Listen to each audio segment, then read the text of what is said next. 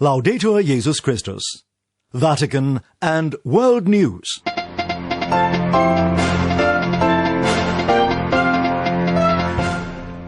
In the headlines this Saturday, May the 1st, Pope Francis sends a video message to Madagascar congratulating the faithful for the consecration of a new co-cathedral.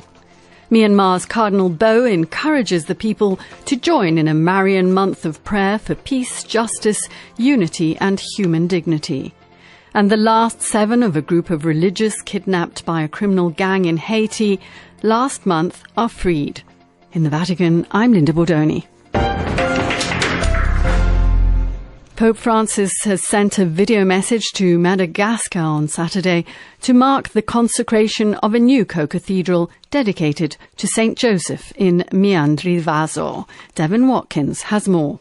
The church in the island nation of Madagascar is celebrating on Saturday as the Diocese of Morondava gets a new co-cathedral in the town of Miandrivazo. The local bishop blessed the co-cathedral of St. Joseph on the same day as the Universal Church celebrates the feast of St. Joseph the Worker. Pope Francis took the opportunity to join the faithful of Madagascar through a video message sent to mark the event. Lo felicito por este trabajo que están haciendo. I congratulate you for this work that you are doing, he said, and I congratulate you for all the educational, social, and religious work you are doing. The Pope expressed special appreciation for a diocesan project to build a water canal to provide irrigation water for local crops. The canal is over 50 kilometers long and will provide water to irrigate more than 2,000 hectares of rice paddies.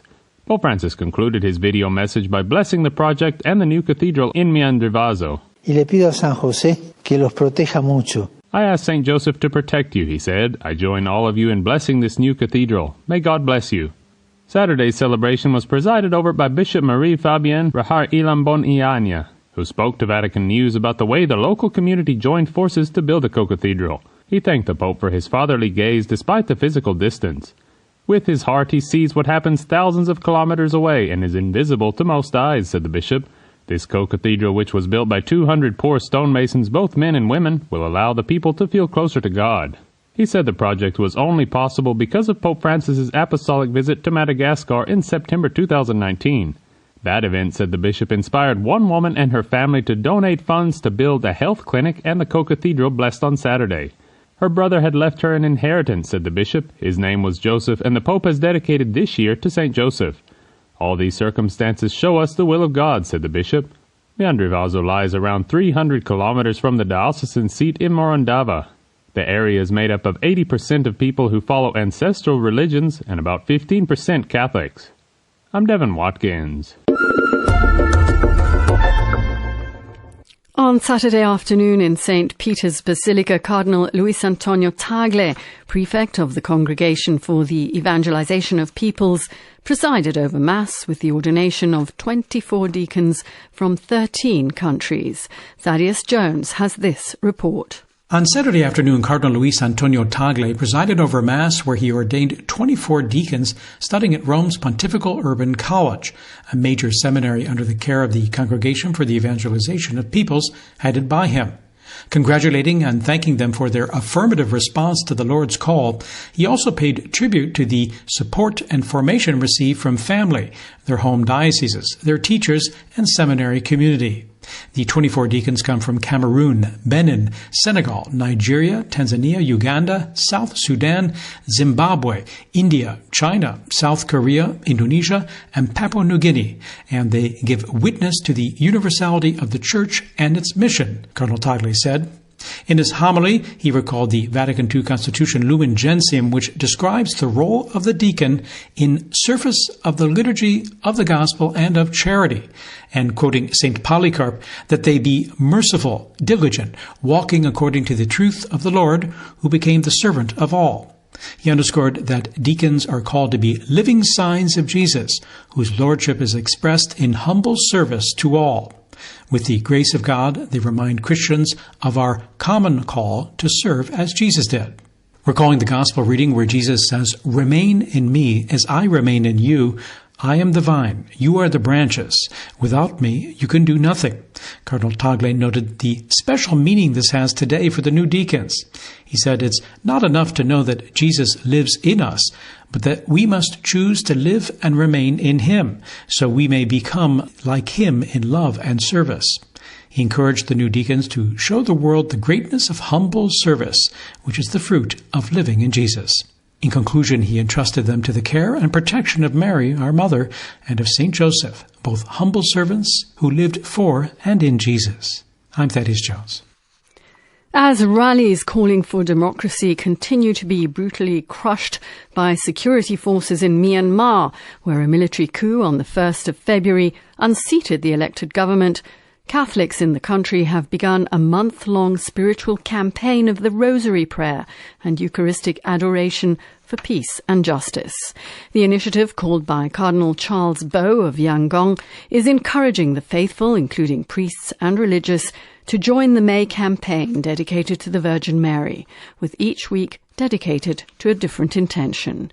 Robin Gomes has more. In a pastoral letter, Cardinal Charles Bo of Yangon, who is president of the Catholic Bishops' Conference of Myanmar, said that the faithful could participate in the prayer campaign at home, in parishes or in religious communities, according to their convenience. This first week of May has been dedicated to peace, the second to justice, the third to unity, and the last to human dignity. Cardinal Bo, who is president of the Federation of Asian Bishops' Conferences, also asked priests to explain to the faithful the purpose of the spiritual crusade before daily Mass and to hold daily Eucharistic adoration from 2:30 to 3:30 p.m. and daily Rosary from 7 to 8 p.m.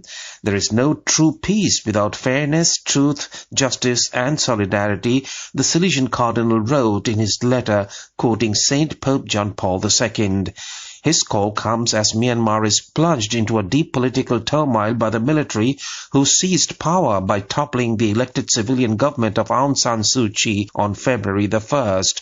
The military has been cracking down on anti-coup protesters and bystanders with lethal force, arbitrary arrests and torture. Myanmar's protest has gained much support from world leaders, including Pope Francis, who has repeatedly expressed his solidarity with the people and urged the military leaders to turn to dialogue and democracy and pursue peace. A report by the United Nations on Friday said Myanmar's economy greatly risks collapsing under a scale of impoverishment unseen in the country since 2005. A report by the UN Development Programme, UNDP, pointed out that in the 12 years between 2005 and 2017, the country had managed to nearly halve the number of people living in poverty. However, the challenges of the past 12 months have put all these hard-won development gains at risk, Achim Steiner, UNDP administrator, said. I am Robin Gomes. In Haiti, 7 religious who were still in the hands of kidnappers have been freed unharmed.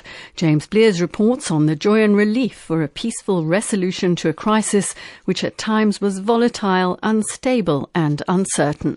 It all started on April the 11th, when 4 Haitian priests and a nun and 3 relatives, plus a French priest and a French nun, were taken away at gunpoint in the town of Croix-des-Bouquets, northeast of the capital Port-au-Prince. 3 Haitian priests were released last week, but it still was far from over. So then, masses, prayers, and the agonizing wait continued until this thankful conclusion. The Society of Priests of Saint-Jacques, a missionary group, especially thank the French and US ambassadors in Haiti for their discreet diplomatic skills in successfully helping to bring this about.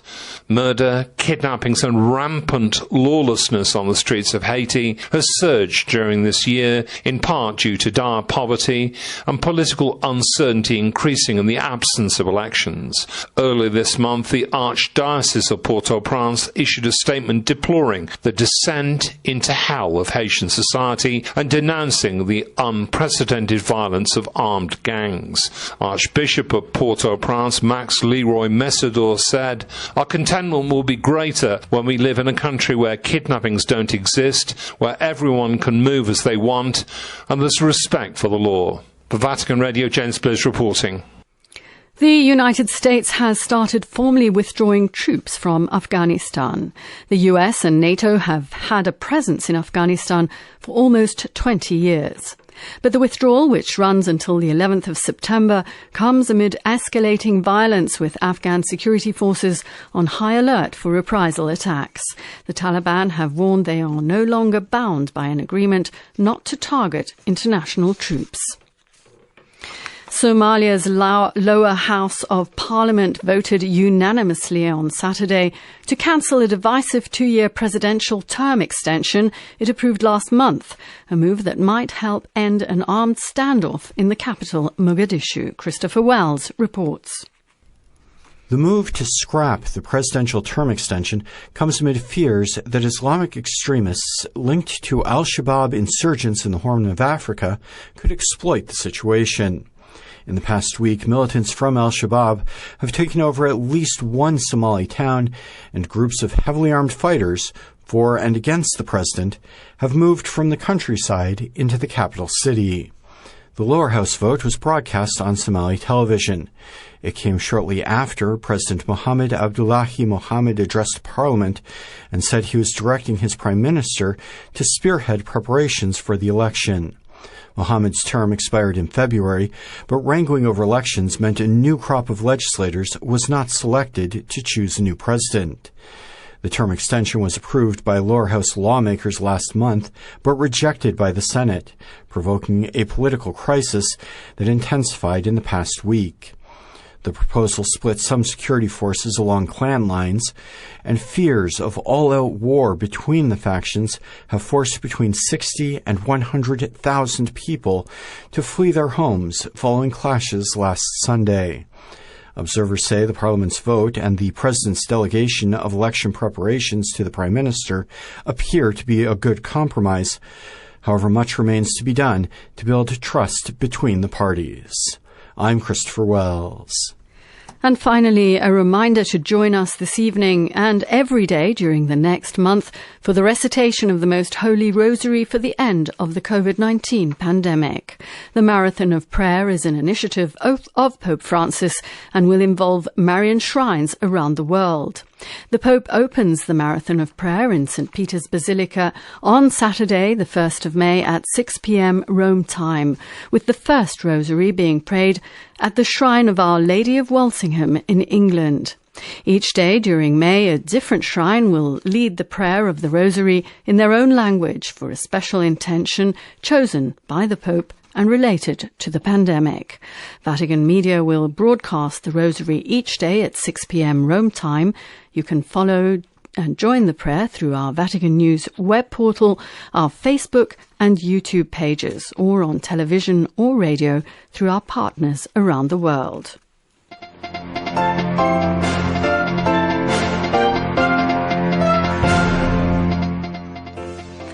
That brings us to the end of this edition of Vatican and World News. For more on these and other stories, you can visit our web portal at www.vaticannews.va. You can also follow us on Facebook and on Twitter. My thanks go to Gustavo Messina in studio. In the Vatican, I'm Linda Bordoni. Bye-bye.